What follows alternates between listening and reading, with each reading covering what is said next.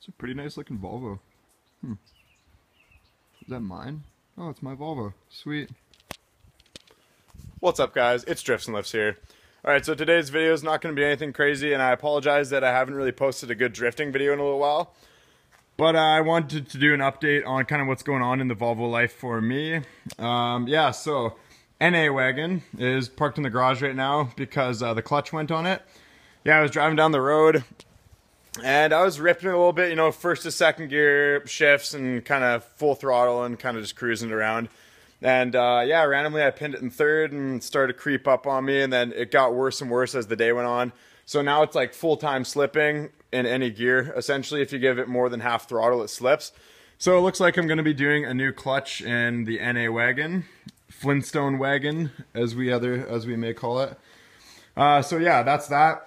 It shouldn't be too hard because, you know, I've gotten pretty good at these. I've done quite a few trannies and clutches on these cars now. So actually, speaking of trannies and clutches, I got the new M46, one of my spares I put in Goldie here. So yeah, kind of funny thing, I actually wasn't aware of this before I put it in, but apparently there's two different types of overdrives on the back of the M46 trannies.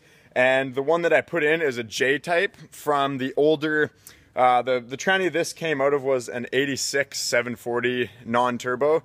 So it's a J-type overdrive, and apparently the main shaft and something else in the overdrive system is a little bit weaker on the J-type. So maybe I should have looked that up before I swapped it in. But so far so good. I turned the boost down, you know, a good 10 clicks on the boost controller. So it's not quite as fast and that kind of thing. So, but I'm definitely gonna favor reliability over overall power kind of thing. So and I mean, this car spins the tires so easily in the dry. It wasn't necessary to be running that much power, especially for the tracks that I'm gonna be hitting up. Penticton this weekend coming up. Me and the boys, I may have already told you guys, we're going up to Penticton, BC, and we're gonna have a trifecta Volvo orgy. It's gonna be really fun. But yeah, so I'm not going to abuse the car until I get to that event. I want it to at least last a few laps. So that's that. And okay, so I need your guys' opinion. The Flintstone wagon was going to be my girlfriend Sid's car to drive around, but you know, we've decided otherwise. I think I'm going to make it more into like a drifts and lifts, you know, drift rig, the typical kind of thing that I usually go with. And this one's going to be turned into a truck, and I'm going to do a bunch of different cool things to it that my girlfriend wouldn't really enjoy if it was her daily driver. So, yeah, that's that. Basically, I have a choice. So we got two other Volvos lined up, both 740, of course, because that's mainly the only thing I do. So we're looking at, one is a 1987. It's blue. It's fucking gorgeous. It's got 142,000 original kilometers on it. And we went and looked at it today, and the car was like freaking mint. Other than it had a key hole down the side of the door, like some guy took a key and scratched down the side of the rear passenger door. So, you know, that's kind of lame. But other than that, like, you could definitely tell that it had 142,000 kilometers on it because the thing was pristine. And he even got it detailed before we came and looked at it. So the thing was like, holy fuck, did this thing come off the showroom floor just recently? Anyway, so let's say, so his price, he wouldn't really want to go lower than $1,000 for that car. Now, me and Sid also found another Volvo 740, and the description on that one is it's basically Goldie all over again, just with no turbocharger and no manual transmission. It's got an automatic AW70, I believe it is. So yeah, those are our choices, and that car has 200,000 original kilometers on it, and that one's freaking mint as well. Now, thing I will have to mention is that the gold car that we looked at is a Regina system because it's a 1990 740, and the 87 is an LH 2.2 system. So, you know, I've been doing a bit of reviews I've been looking up a little bit of reviews and kind of seeing what other people had to say about it. And apparently the Reginas, they have some intermittent problems and stuff, but that wasn't the case with my blue NA beater because that car was a Regina car and that one was completely fine. And as you can see, I abused the shit out of it.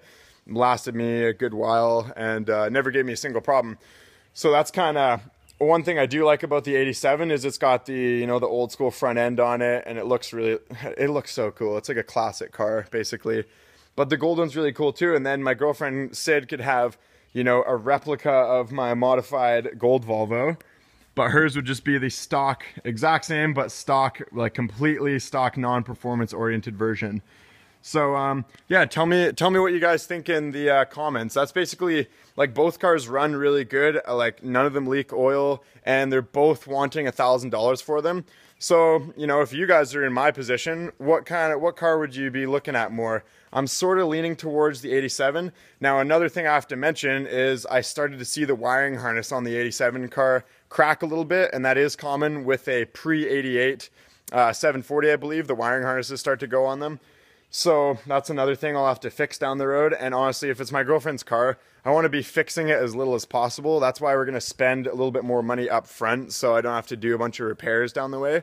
And, you know, with the low kilometers, under 200,000 kilometer, it should be pretty good for a while, kind of thing, right? So, yeah, and the Gold car, obviously no wiring problems because it's a 90 model.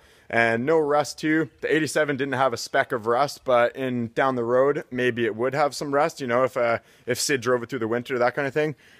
So, yeah, tell me what you guys think in the comments there. What would be a better choice for my girlfriend to drive? I'm going to keep this Flintstone wagon and turn it into a truck and have a bunch of fun with it. And you guys are definitely going to be seeing some updates and many drift videos to come in the summertime. It's getting pretty close to summer here. Fucking, the weather's outside is delightful. Fucking rates. Anyways, guys, so that's basically all I wanted to show you in the video. Once again, apologize for not enough drifting footage as of recent time. But I'm going to get out and get some stuff filmed for you guys with Goldie because it's up and running. I got third gear again. Everything's all G. So that's that. Like and subscribe for saturated Volvo fats. Peace out.